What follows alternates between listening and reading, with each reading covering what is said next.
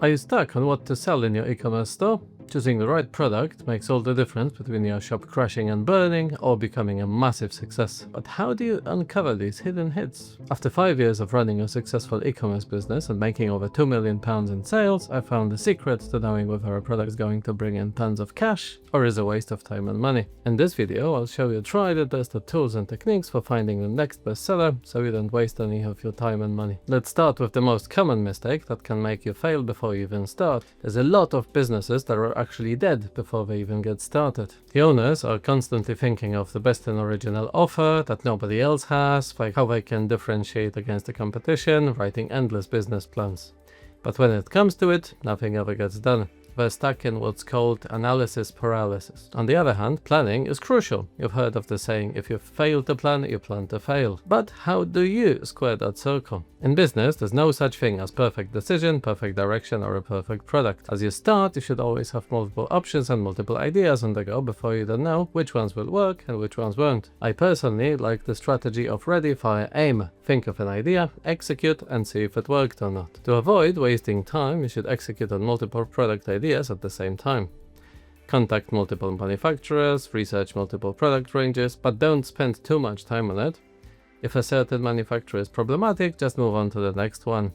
After all, you would have to work with them on an ongoing basis, so it might not be worth the hassle. Remember, you're the boss here, and you should only take on suppliers that you're comfortable working with for the long term. Now that you have your manufacturers shortlisted, you still need to find the right products and product categories that are most promising. When I started my store, we used to sell healthy oil in glass bottles. What I didn't appreciate, however, was that the bottles would break in transit and they were really heavy. The whole logistics side of things was a nightmare. We had to unload Euro pallets in our front garden just to find all the bottles covered in stinky oil because of a few of the bottles broke. What a mess. Once we started selling them, we had even more breakages before the bottles even reached the customer. But how can you avoid that and other problems? I recommend selling small and lightweight products to save on storage and shipping. Absolutely avoid fragile items that will be prone to transport damage. Aim for products with medium to high price so that you have sufficient profit on them, and choose products that will allow you to build a brand of your own. This way, you'll differentiate yourself from lower priced competitors and build a sustainable business. Next, I'll show you some ideas for profitable niches you can consider. Being a hobbyist of any kind is always fun, but can sometimes be frustrating.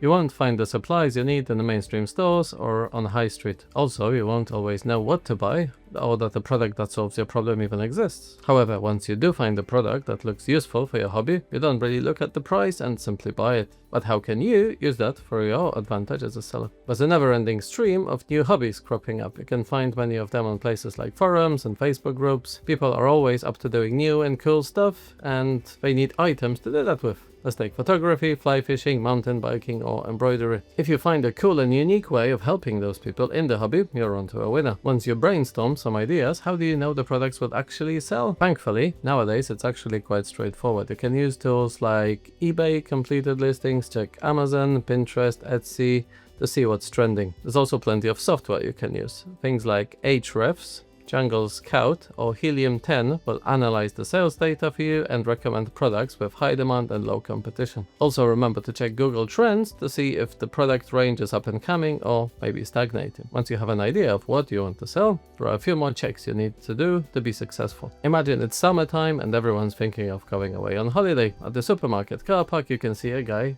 trying to sell Christmas trees. You think he's going to be successful? I don't think so. Even if he dropped the price by quite a lot. Come winter, he'll be able to charge a lot for the same tree. But how do you make sure that your products are actually in demand and offer pricing flexibility? The only way to do that for real is to physically place a sample order with your supplier and list these items for sale. The reason for that is that other stores might be successful in selling these items, but they also have much more built out marketing machines and SEO. Once you start your store, you won't be visible in Google, so your sales will naturally be lower.